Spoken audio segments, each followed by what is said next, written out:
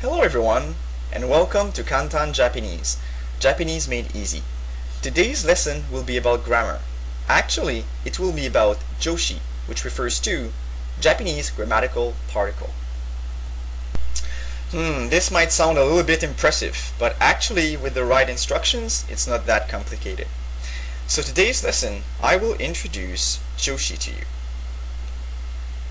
Joshi is typical of Japanese, and as far as I know, it's unique to the Japanese grammatical system. The first thing you should learn when studying joshi is that it's always written in hiragana, always. So it's one thing to keep in mind. Also, there are many different particles with different functions. This means that one particle can have many different functions depending on the context where it's used at. So today, I will introduce one single particle. So we'll take it one step at a time. The Japanese grammatical particle, or joshi, comes after the word they modify. Let's look at a few examples. Imagine you have apple. If you put the particle after apple, the particle will modify apple. Same thing with plane. If you put your particle after plane, it will modify, the particle will modify the word that precedes it. In this case, plane. The first particle I will introduce today is the hiragana ha, this one over here, this character. Ha can be used to write words. For instance, hashi. In this case, ha is part of the word hashi, which means bridge. But ha can also be used on its own. In this case, its function is completely different. Instead of being part of a word, its function is grammatical.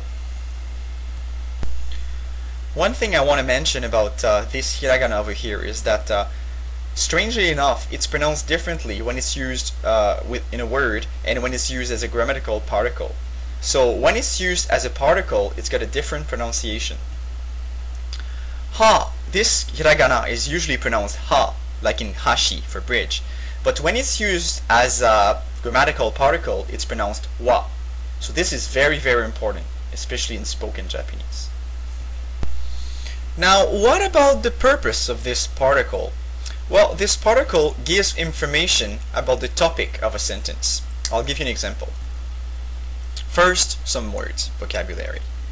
Okay, you can pause the video if you want, if I'm going too fast. Okay, so kyo means today, nichiyoubi means Sunday, and des means it is. So let's look at a sentence.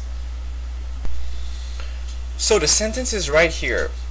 Kyo means today, nichiyoubi means Sunday, and des means it is, right? So let's look at this sentence in depth. Alright, so where is your particle? Well, your particle is right here. So how should you pronounce this? Is it ha or wa? Well, yes, you're right. It's wa, because it's used as a grammatical particle, so the pronunciation changes.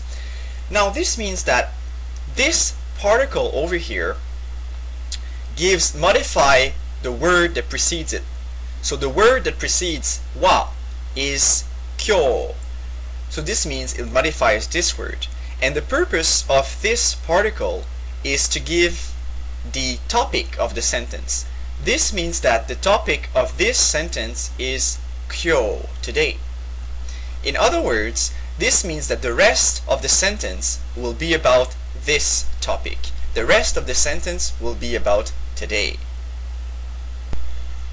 So what do you think the sentence means? Pretty easy, right? So today is the topic of your sentence, and then the information you have is Sunday, and then it is. So this information is about today. So the sentence obviously means today is Sunday.